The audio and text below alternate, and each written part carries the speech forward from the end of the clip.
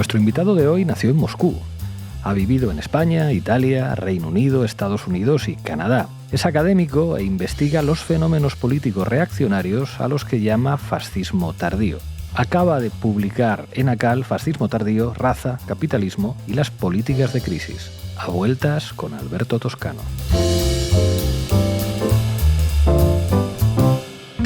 Alberto Toscano, bienvenido a Canal Red. Encantado.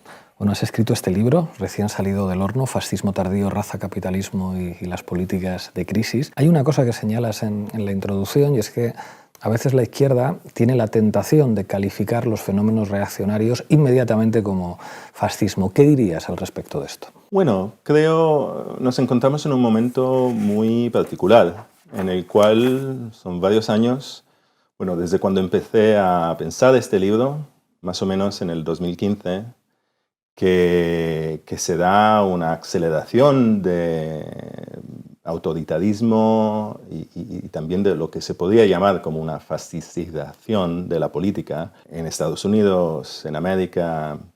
Y eso ha llevado, claro, un debate público, un debate también intelectual sobre la cuestión del fascismo, ¿no? El gran problema de la palabra fascismo, del concepto, es que puede ser una manera de no analizar tu contraparte, tu enemigo, de no pensar a lo que es diferente, lo que es singular en los fenómenos políticos y en este ciclo político reaccionario en el cual nos encontramos. Y lo que quería hacer con el libro es volver a algunos momentos del pensamiento crítico y sobre el fascismo, sobre la derecha, para lograr encontrar como unas herramientas para salir de como esta alternativa, ¿no? De usar el fascismo casi como un insulto que te permite de no analizar la cuestión política, o de pensar que aquí no hay nada de nuevo y que podemos continuar a usar los mismos conceptos y las mismas ideas, ¿no? Hay algo que señalas al principio también, algo paradójico. El fascismo como fenómeno histórico en Italia o en Alemania de alguna manera respondía a la amenaza revolucionaria, a la existencia del fantasma comunista como realidad muy presente en Europa. Eso hoy no existe, no hay amenaza comunista, y entonces hablas como de un cierto fascismo preventivo que irrumpe sin que la amenaza revolucionaria esté presente. ¿Qué implica eso? Sí, esto es un síntoma muy curioso, ¿no? Porque todos estos movimientos y regímenes de derecha tienen todavía una obsesión anticomunista muy fuerte, ¿no? En Estados Unidos también tienen todavía leyes, las que están usando en este momento para deportar activistas por la causa palestina, etcétera, que son leyes de los años, son leyes macartistas, ¿no? Son leyes contra los defensores del comunismo mundial. Todavía en las declaraciones de Trump, sus órdenes ejecutivos, etcétera, se habla de marxismo y de comunismo, pero claro, como indicas, no estamos en un momento para nada de revolución incipiente o de riesgo inmediato, ¿no? Y esa es la razón también por la cual pienso que si queremos confrontarnos con la derecha contemporánea, es más útil pensar a los debates de los años 70, debates como los de Marcuse, Angela Davis, etcétera, que estaban intentando pensar, sobre todo en los Estados Unidos, pero no solamente, cuál es el carácter de la contrarrevolución en este momento, ¿no? We have to talk about a complete and total change in the structures of this society, because that's the only way that a concept like academic freedom is going to be made relevant. We have to go to the streets. I believe that the fight is just beginning to start. The fight against all those who want to make your university a training school for the perpetuation of a society, the security of which and the prosperity of which is based on the oppression and enslavement of other peoples within the national frontiers and without. The fight against these powers must go on because it is a fight for you. Entonces sí, contrarrevolución preventiva, pero sin una situación y sin movimientos, ¿no?, revolucionarios.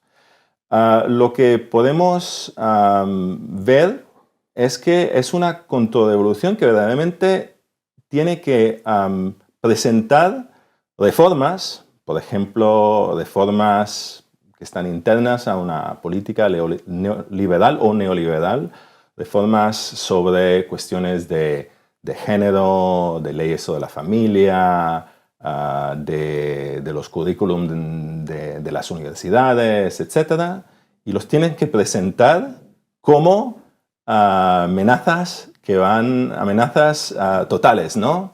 Hasta en los Estados Unidos tienen que presentar el Estado mismo como ya un Estado que está ocupado para marxistas y comunistas y subversivos, etcétera, ¿no? Today we proclaim that America will never be a socialist or communist country, and I'm going to add that word. Y entonces creo que es un reto bastante difícil intentar de analizar, de explicar el porqué, ¿no? El porqué se tiene que crear este fantasma revolucionario para una política de contrarrevolución sin revolución, ¿no? Y tampoco ni sin las mismas amenazas que había en los años 60 o 70. Podemos también ver, claro, que la derecha ha tenido y tiene, ¿no?, unos como traumas en el encontrar movimientos que bien quizás no son revolucionarios, pero son también radicales, ¿no?, de su propia manera. En el 2020 vimos las manifestaciones más grandes en los Estados Unidos después del asesinato de George Floyd para la policía. Hemos visto movimientos sobre cuestiones de género y sexuales muy importantes. Y entonces la reacción es una reacción contra políticas concretas, pero lo que es llamativo es como este nivel de surplus, ¿no?, como de exceso reaccionario, ¿no? Delante a unas reformas más o menos progresistas, quizás contradictorias, la respuesta es que estamos como en el precipicio de una revolución total que va a abolir la familia, va a abolir el Estado, va a abolir el ejército, etc., ¿no? Y sí, ese es un síntoma muy, muy significativo de nuestro presente, creo. O sea, en ese presente de paradojas, citabas a Angela Davis hablando del elemento racial como clave para entender el fascismo. Claro, ahí surge una paradoja en la actualidad, lo comentábamos antes, que es el Estado de Israel. El Estado de Israel como referente de todas las ultraderechas mundiales, a pesar de sus tradiciones antisemitas, y como, digamos, un fenómeno político que de nuevo es difícil de caracterizar sin encontrarle paralelismos con la experiencia nazi y con la cuestión de una limpieza étnica legal patrocinada por la ideología de Estado y por los diferentes dispositivos del Estado. ¿Se puede hablar del fascismo en el siglo XXI, de fascismo tardío, sin hablar de Israel? No, no se puede hablar de fascismo tardío sin hablar de Israel. Es significativo también que el debate sobre el fascismo es un debate que ha estado muy presente en la prensa liberal, sionista liberal, en Israel desde hace bastante tiempo. Y también que ya ha tenido una historia, ¿no? En el libro cito una carta muy importante, publicada, entre otros, firmada por Albert Einstein y Hannah Arendt en el 48 en el New York Times, sobre el hecho que el movimiento Herut, que es como el movimiento precedente al Likud, el partido de Netanyahu, era para ellos un movimiento evidentemente fascista, ¿no? Ellos hablan de un Jewish fascism, ¿no? En este artículo en el New York Times. Y es un debate que, claro, también hubo su momento en los años 70, donde la izquierda más radical, también la pequeña izquierda antisionista en Israel, hablaba también de un peligro de fascismo. En el 2002, en Haaretz, un periodista, Yossi Klein, creo que se llama, publica un artículo que se dice, ¿qué es el fascismo? Somos nosotros, ¿no? Este es el momento, claro, del gobierno que después se ha vuelto el gobierno que ha organizado esta guerra genocida en Gaza, de Smotrich y otros colonos mesiánicos y abiertamente, ¿no? Orgullosamente fascistas, ¿no? Uno de ellos hasta dice, sí, soy un fascista homófobo, ¿no? Este es el discurso, ¿no? Claro, como indicaste también a esta manera en la cual Israel ha funcionado como punto de unificación, de comunicación entre las derechas extremas de todo el mundo, ¿no?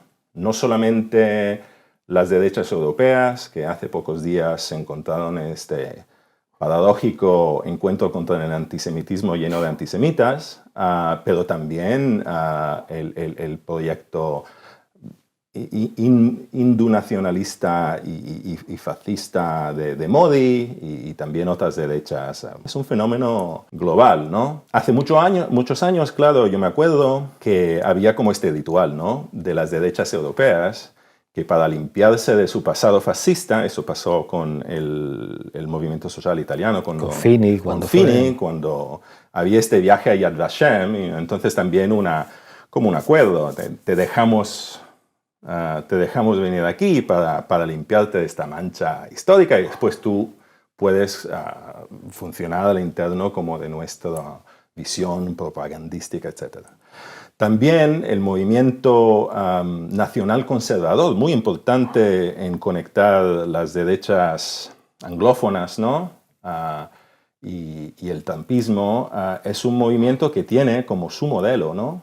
El Estado racial, ¿no? Y el Estado sionista también con esta visión de niveles de ciudadanía y todo eso, ¿no? Entonces, podemos, claro, ver de manera como bastante empírica que hay esta función, ¿no? Y hay una coalición siempre más estrecha y siempre más explícita entre las derechas extremas internacionales y un gobierno israelí que, claro, está llevando adelante un genocidio, pero también tiene elementos de ideología más o menos abiertamente fascista.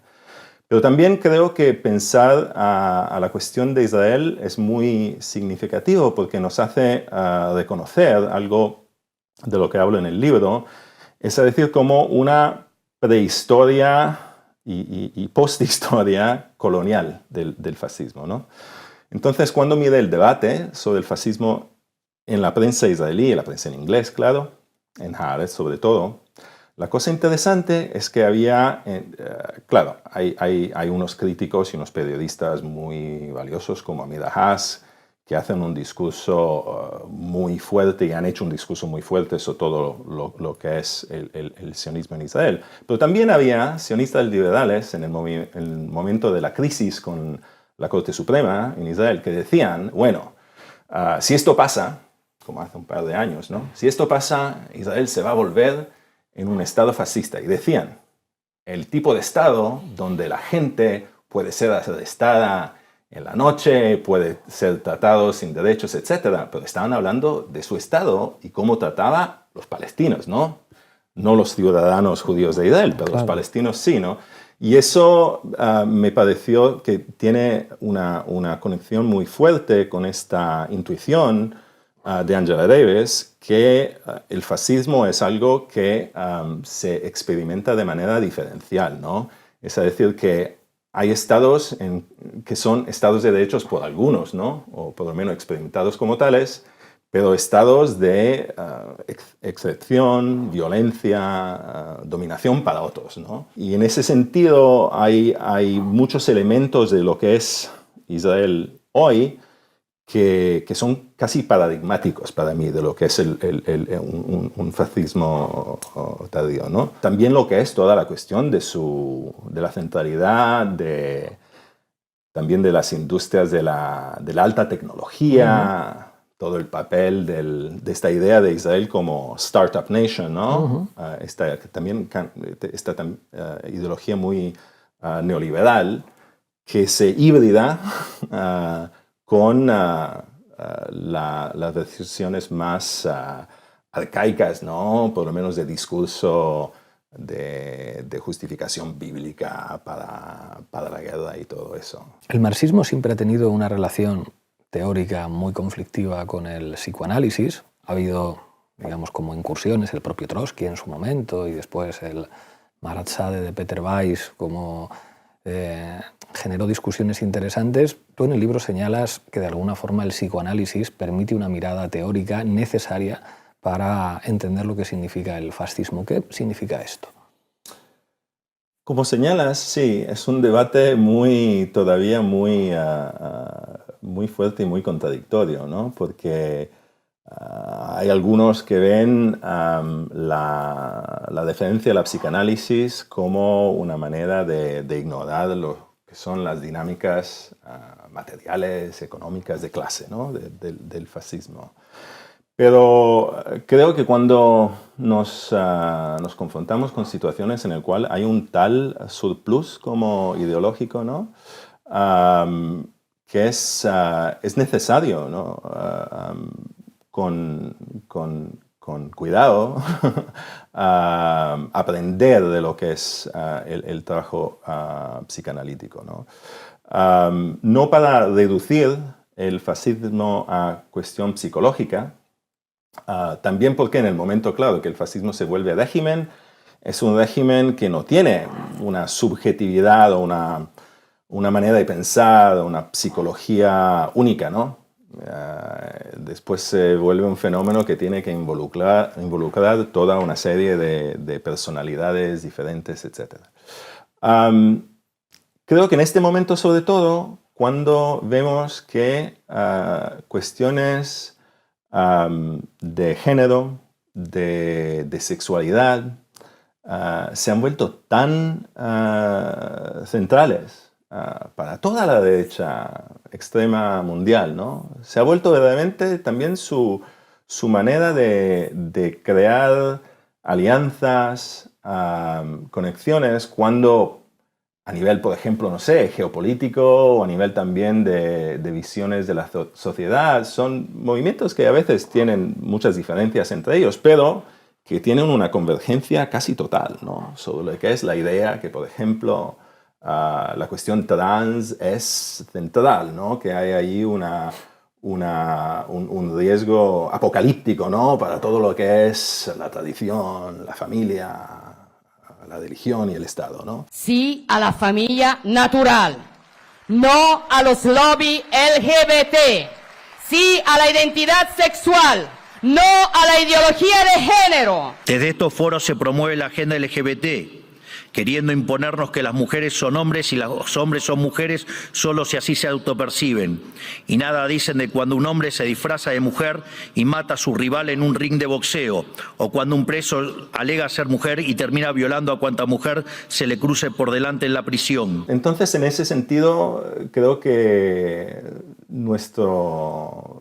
la psicoanálisis, en sus varias matices, etcétera, es absolutamente necesaria para lograr pensar lo que son estas dinámicas y también la centralidad de la cuestión como del deseo y como decían, la economía libidinal, ¿no? de la derecha contemporánea. Lo que es siempre difícil, claro, es cómo se pasa de una práctica, no solamente de una teoría, de una práctica clínica, que claro, es una práctica individual o transindividual, a pensar el fascismo o la fascistización como dinámica colectiva, ¿no? Entonces, uno no quiere ponerse a especular sobre, no sé, el inconsciente de los americanos o algo así, ¿no? Y tampoco no sé cuánto es útil hacer análisis de la psicobiografía de los líderes de la extrema derecha contemporánea, aunque si uno se pone a leer lo que son las biografías personales de un Milley o de un Elon Musk o de un Trump y de las figuras paternas, etc. Es casi demasiado fácil hacer un análisis crudamente psicoanalítica y lo que sea de estas figuras. Did you have a happy childhood? No, it's terrible. Are you serious? Yes.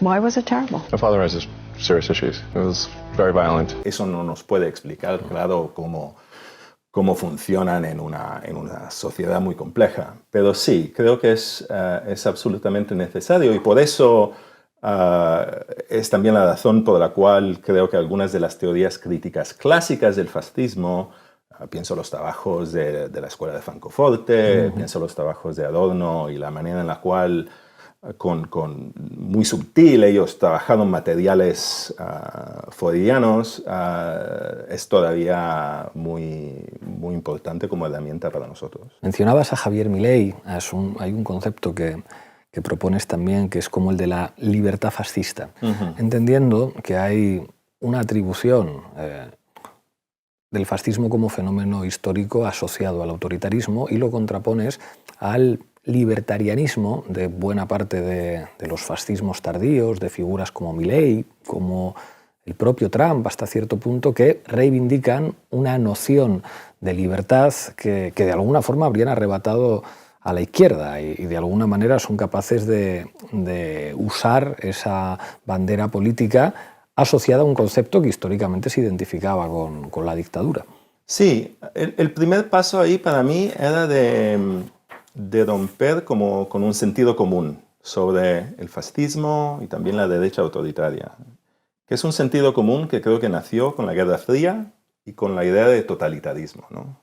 Entonces, esta idea que el fascismo es un fenómeno liberticida, claro, yo también pienso que es liberticida en otro sentido, pero que es un fenómeno que se basa sobre la obediencia total, sobre una burocracia que controla todo, un Estado muy vertical y todo eso, ¿no?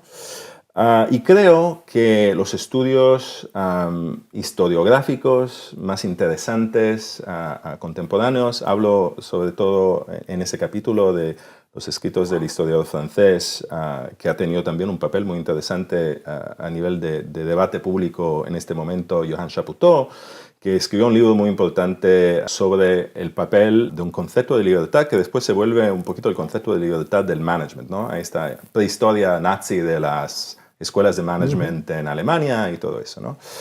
Y creo que eso es muy importante, romper con ese sentido común, porque nos da la posibilidad de ver también cómo puede el fascismo tardío contemporáneo tener consensos y crear deseo y crear imaginario, ¿no? En un momento en el cual la idea de someterse a una disciplina casi militar no interesa a nadie, ¿no? Ciertamente no a la gente que vota para la derecha. Esta cuestión de la libertad es una cuestión subjetiva, también quizás psicoanalítica, pero también es el punto de conexión con las ideologías económicas, con el neoliberalismo y también con estas corrientes más extremas, ¿no? De anarcocapitalismo o de libertarianismo de varios tipos, ¿no? Y ahí también vemos cómo se crea lo que la teórica Ruth Wilson Gilmore llama una visión del Estado antiestado, ¿no? en el cual tenemos esas extrañas síntesis de libertarianismo y autoritarismo, ¿no? Y para nosotros creo que luchar contra un fascismo tardío no es posible si lo imaginamos filtrado por esta como caricatura de la obediencia total. Esto tiene también una relación con la cuestión del colonialismo, de la cual hablaba antes, ¿no? Es decir, que el colono, en su relación con el Estado colonial y racial, tiene también un montón de libertades, ¿no? Como tienen libertades de dominar, libertades de controlar, libertades de licencias de aplicar violencia, ¿no? Muchas de las instituciones represivas del Estado, ¿no? La policía, las guardias de frontera, etc. Y son esas libertades que también autores como Michel Foucault veían como muy importantes para lo que él llamaba la erotización del poder, ¿no? Es estos estados que te permiten, ¿no? de exprimir violencias o crueldades que en otras situaciones tendrías que reprimir, ¿no? Eso ahora se ha vuelto muy grotescamente espectacular en los Estados Unidos, donde uno puede ver, por ejemplo, el sitio de Twitter de la Casa Blanca, que publica materiales como de pura estetización de la crueldad, ¿no? Como un consumo general, y permite esta identificación con una libertad de dominar, ¿no? Entonces también la cuestión de esta depresión de la inmigración, las deportaciones, también tiene esto como elemento base. Esto es muy interesante porque en el libro hablas de el desprecio por parte de Foucault a lo que representa la reivindicación, sobre todo en los años 60 y 70, del Marqués de Sade, entendiendo la erotización como algo que es fácil identificar con los nazis, que es como el uniforme, las botas, la fusta. Todo eso alude a un tipo de erótica enormemente masculina y blanca, que nos pone de frente a una digamos, como de los hilos conductores del fascismo tardío, que es el odio al feminismo. O sea, no sé si has visto una serie de la que está hablando ahora todo el mundo, Adolescencia, en la que aparece el elemento de los adolescentes incels que empiezan a tener una relación muy conflictiva con las mujeres de su edad, el fenómeno de los youtubers de ultraderecha que de alguna manera legitiman la violencia hacia las mujeres y una reivindicación de la masculinidad frente al feminismo y frente a lo distinto, porque básicamente lo que implica el odio por lo trans, el odio por el mundo LGTBI, es una reivindicación de un dominio masculino de la sexualidad y de los códigos eróticos que el feminismo está poniendo en cuestión, porque está cuestionando el dominio erótico del varón blanco, occidental, etcétera, etcétera. Y eso sí tiene elementos, yo creo que muy novedosos respecto al fascismo original y que seguramente lo que vincula todas las expresiones de ultraderecha, tan distintas en muchas cosas, como Marine Le Pen, Meloni, Abascal, Milei, Trump, tienen muchos elementos que les distinguen, pero si en algo coinciden todos es en el odio al feminismo y el odio hacia el desafío a la heteronormatividad dominante. No, estoy totalmente de acuerdo.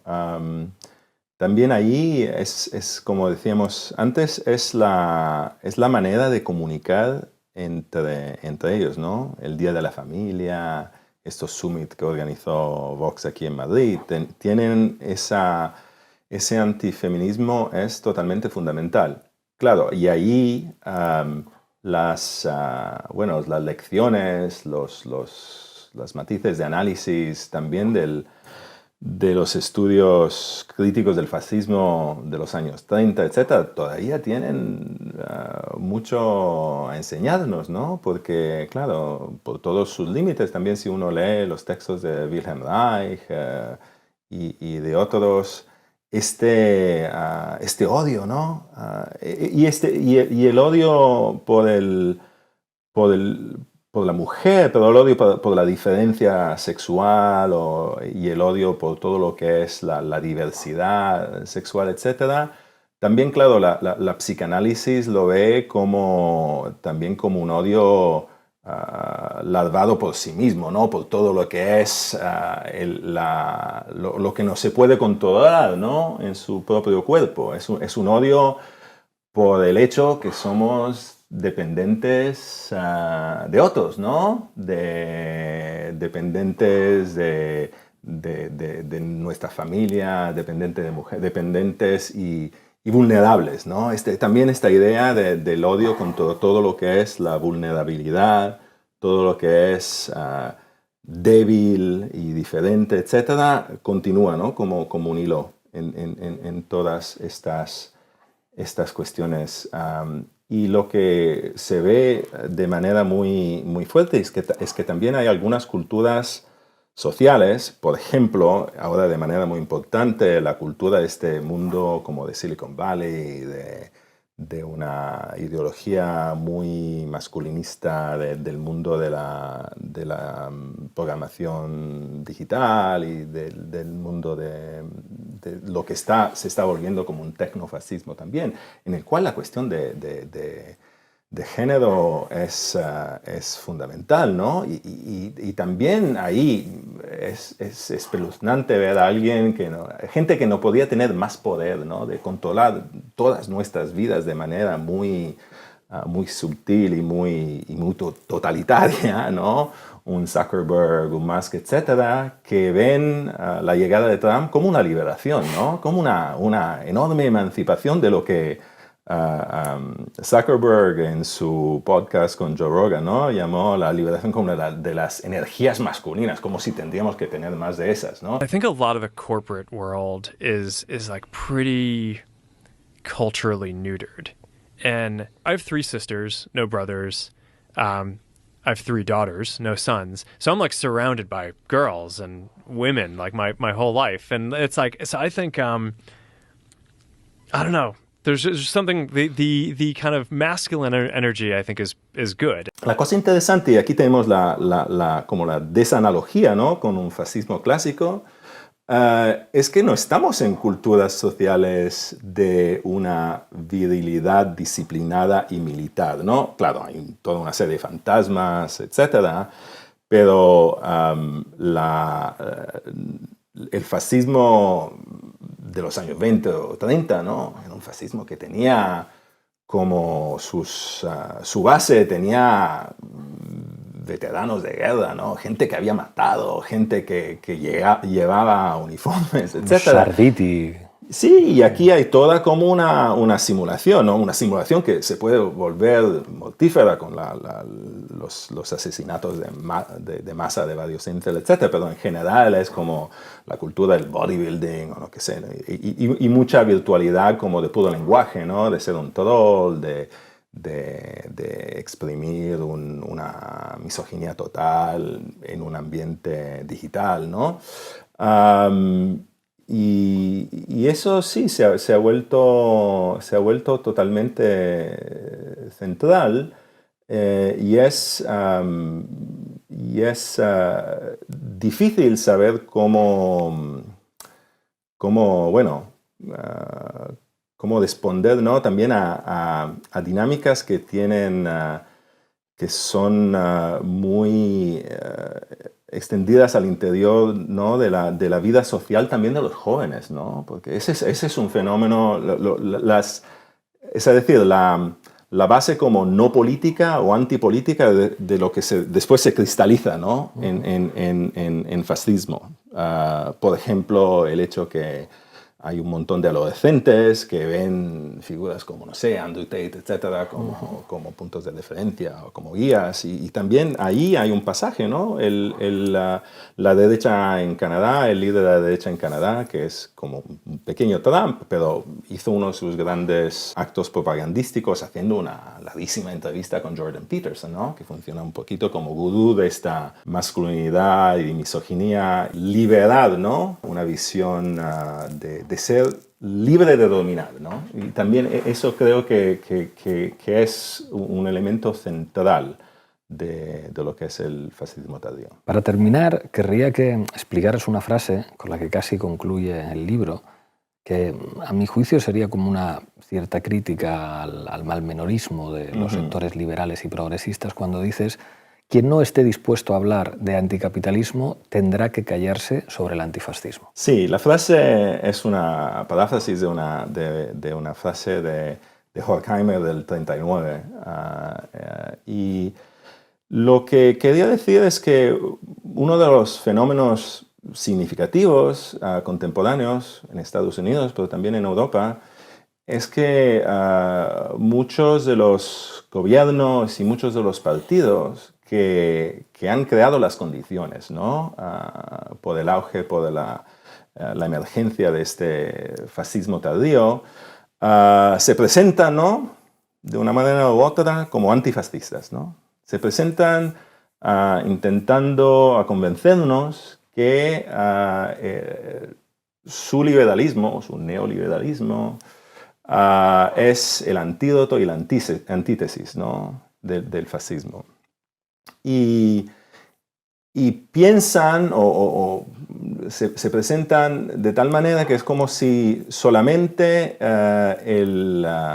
los movimientos de derecha o los movimientos autoritarios son lo de que nos tenemos que preocupar y no las condiciones que los hacen posible, ¿no? Las condiciones de los últimos 20 años, ¿no? De las guerras que todos estos partidos liberales o socialdemócratas más o menos han hecho posibles, de la gestión increíblemente inegalitaria de la crisis del 2007 y 2008, la manera de no responder, ignorar o reprimir todas las demandas sociales que salieron de los movimientos en el 2010. Esa es la base de donde nos encontramos ahora, ¿no? Y sin pensar a esas causas y a cómo un liberalismo y una socialdemocracia dominante ha hecho posible, ¿no?, esas dinámicas, no tenemos las herramientas necesarias, ¿no?, para contrastar estos movimientos. En Europa podemos pensar, por ejemplo, a la cuestión de las políticas migratorias, ¿no?, la represión extrema, como la represión extrema en la frontera entre Estados Unidos y México. ¿Cuál es la diferencia, no? Bueno, claro, hay diferencias significativas, pero ¿es un mal menor verdaderamente deportar o hacer morir miles de personas en la frontera, etcétera, pero sin el goce ulterior, ¿no?, el afirmar la violencia o la crueldad?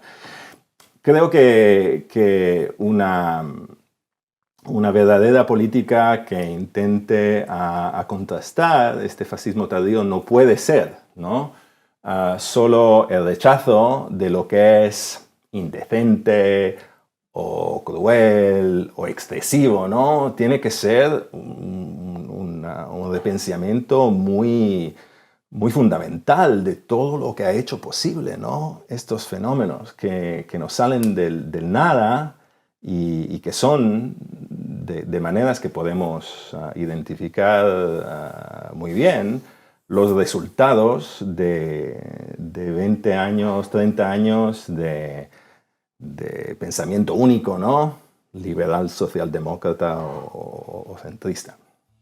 Alberto Toscano, muchísimas gracias por visitar gracias. Canal Red. Hasta pronto. Gracias.